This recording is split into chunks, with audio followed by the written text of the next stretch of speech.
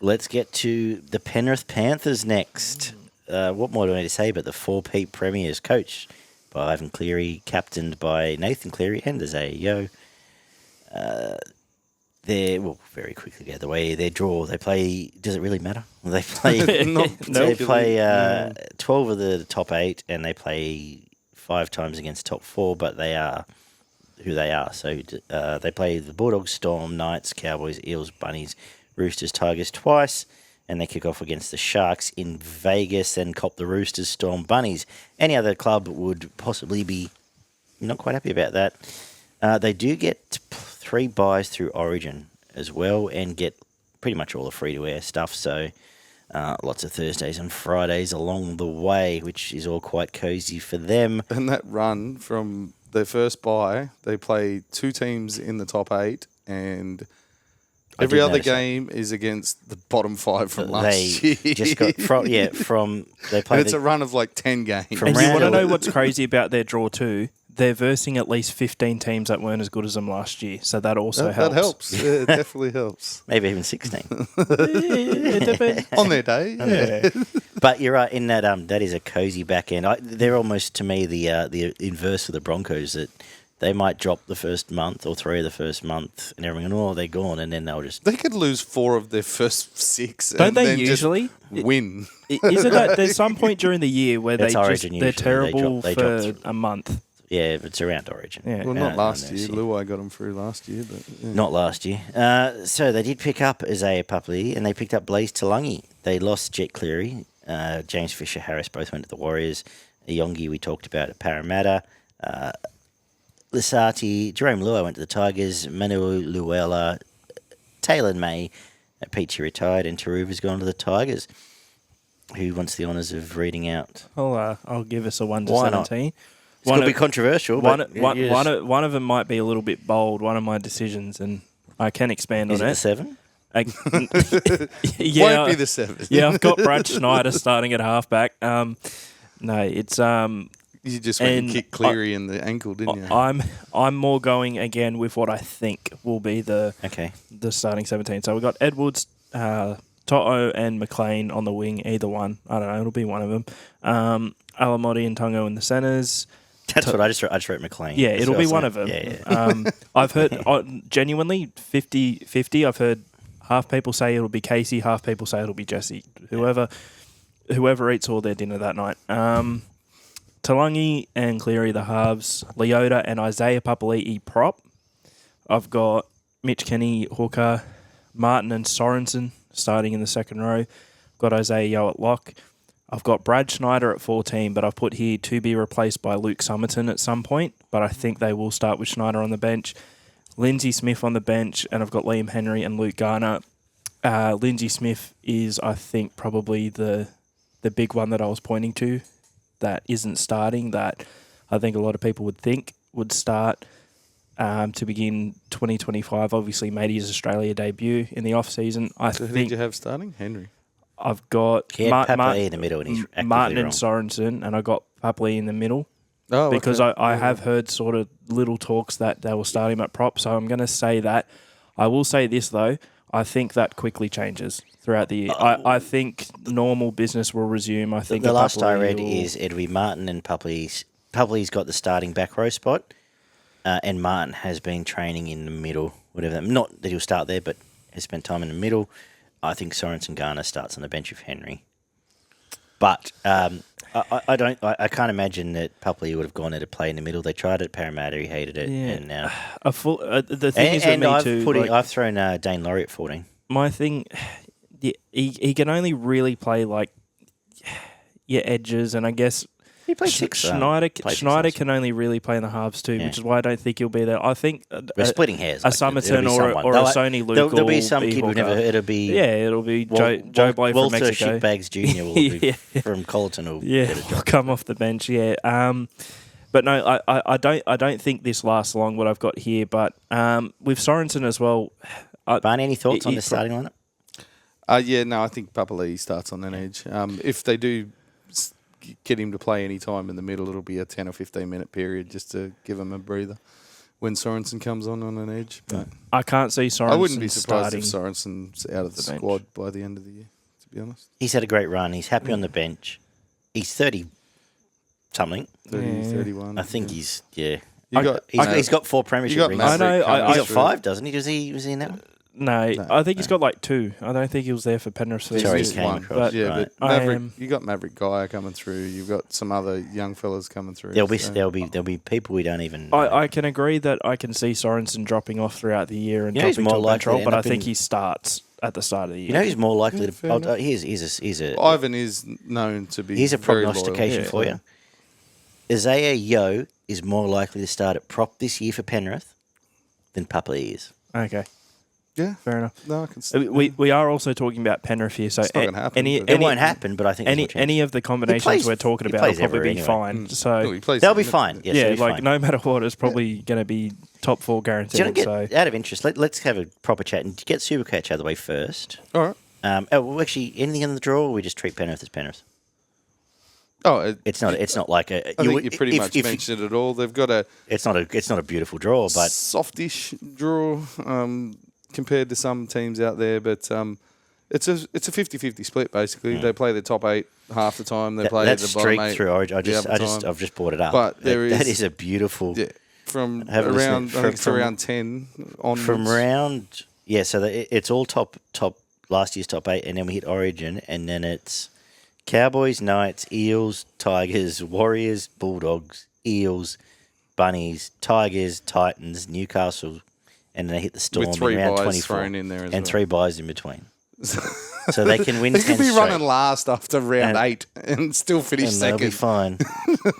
I think this Penrith team, you can nearly put the entire 17 anywhere on the field, and they're at least a top 8 side. So.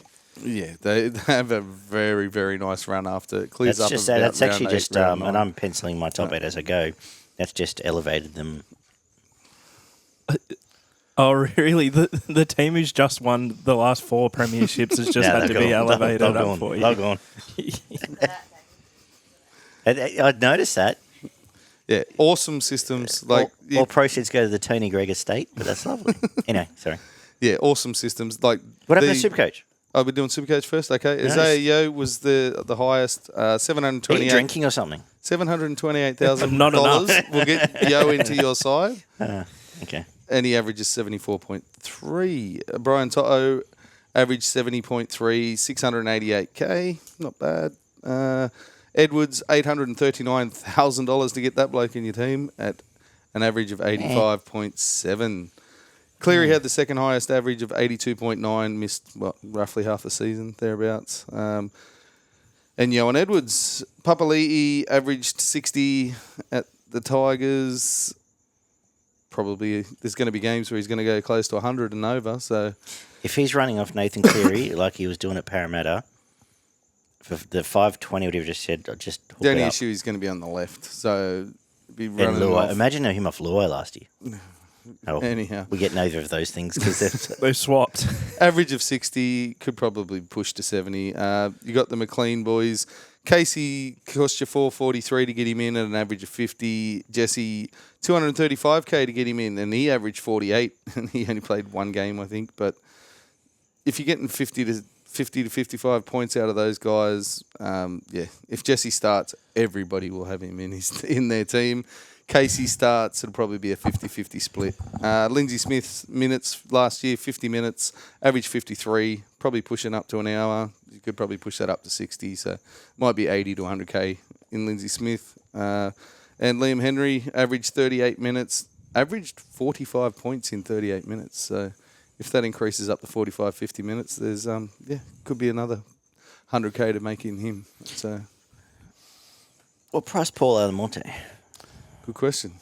I'll find out. What did I say? So I said we're going to talk about next after? Them in Melbourne were they are the best system teams in the competition. Everyone knows their role. Everyone hits their targets, and it just happens game after game, week after week. I'm sure it's the same at training. They're given their expectations, and they all hit it. Otherwise, you don't end up in this side.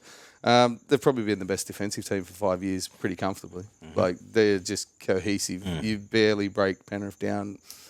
like you've got to do some special stuff to score more than 12 to 16 points against this Penrith side. Like, it just doesn't happen unless the team's really on fire. Bench rotation's a bit of a question this year. Obviously, it's 3 years of them getting pilfered. Like, they've lost some fucking players in 3 years, and it has to come to a point. There will be times where the rotation's not 100%. They'll still be good enough to get rid of most of the teams in this competition. 5'8's a question mark. We've seen a bit of Blaze, but we only saw him at fullback. If only the halfback could make up for it. And Blaze is out, I think, for the first month or so. Apparently, he's not now. Oh, well, good for him. Apparently he's looking. I don't know. Well, apparently, I thought he'd done something. He done just like Jack Cole's gonna. Well, he did what Cleary did, but he did it a bit later. But apparently, they both had the same surgery. He might actually be okay. Which cool. Look, we've seen a good short ball out of him, which lends to Papali'i on the left edge. Yeah, hooking up with centres and inside-outside balls to put other people away. Not sure how he links up with that cutout ball out to the outside edges. Who knows? Apparently he's been a gun forever, so we'll see how he comes in there. But, there's still question marks around that 6, obviously, for mine. They're all proven. Like, 95% of this squad are proven the best of, or close to the best of the best. And their continual efforts, they just turn up every time. There's a half break, someone cuts them down. There's a half chance to make a break, and they go through and they score points. It's just what Penrith do. They've done it forever. They've been pilfered for 3 years, and I think they slide slightly, but it's not going to be far. It's still going to be top 4. I'm just going to say this is my piece. People like to bitch and moan every year, and they like to say, oh, maybe this team can do that, this team can do that. No, Penrith top 2. Penrith, it's... Whether they actually win the grand final or not is another question, but it's going to largely be business as usual. And I'll say this: I've got a third. I know Penrith have lost, and on paper they are not as good a side as they were in 2024. But they honestly there is not 15 other teams in the comp.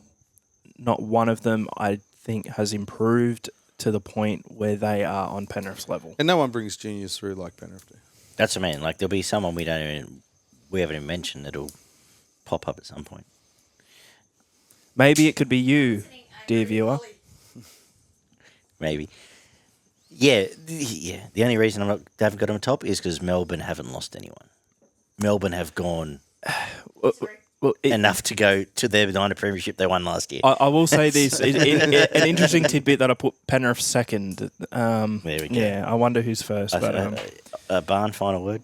Yeah, as I said, I've got them finishing third. I think they win. They're still going to win 85% of their games during the year. They're only going to drop a few. Once I reanalyse that draw, you're absolutely right, man. They top 2 for me, maybe third. I've got them third. It is also insane that last year, and you got to touch on it. Penrith still managed to finish second with Nathan Cleary out for not exactly half the year, but the bloke a good the bloke chunk that of the carried season. him through that isn't there. And at worst, they finish prelim. Like, they're not going to get knocked out. Well, that's the thing. But, I'm not banking on Cleary being out for that one this year, but if it's they get to the model barrel and Cleary gets hit by a random truck. I was going to say a cow on the way out. Ivan puts the bus in reverse. Because should have got the reverse camera fixed. But anyway, go and play Dylan Edwards at 6 like they've done, and they'll have another. Players are Yo. Exactly. I was going to say that. I know they've got that short period 2 years ago when Luai and Cleary were both out. They had O'Sullivan and Cole in the halves, and Yo pretty much played like a half anyway, and they still won. Even when Cleary's who there, inspired he plays the famous half O'Sullivan Cole Pot Plant Award we created. But anyway, Yo just every time he touches the ball, he's got like a decision: am I going to be a forward or am I going to play a 6? And he either just runs straight at someone or he puts someone through a hole. No, he runs straight at someone, steps them, digs 2 metres into the line, gets a quick play of the ball, and then off we go again. Yeah, what a team. Like blokes like Mitch Kenny. Go back to your podcasts about kind of doing a 4P. Yeah. Yes, it was. Oh, yeah, absolutely. I'm sure. Yeah, many people predicted that. I've tipped them the last 2 years to win the comp. I don't have them winning the comp this year. I tipped them last year is the only year I tipped them to win the comp. Because 5's a big ask. I will say this. It is quite nice. Like, I can feel the positivity actually radiating after talking about, like, a bunch of geeks, like, being able to actually talk about a good team. We've been super it's nice. positive most of the night. Have we? But everyone's going to, in the comments, and all Parramatta that things. copped it a bit. But, Paracopped and Dragons copped a little bit. And Newcastle, actually, were the worst you've been. We'll Make a point there are for a the few rest of more the night. teams. Why don't we pledge to be positive at least once about every team? I just can't wait to hear the comments. It's going to be fantastic. I can maybe manage it with most of the teams, but there are a couple of teams that Are you feeling lean and green, are you, Cyril? What are you saying?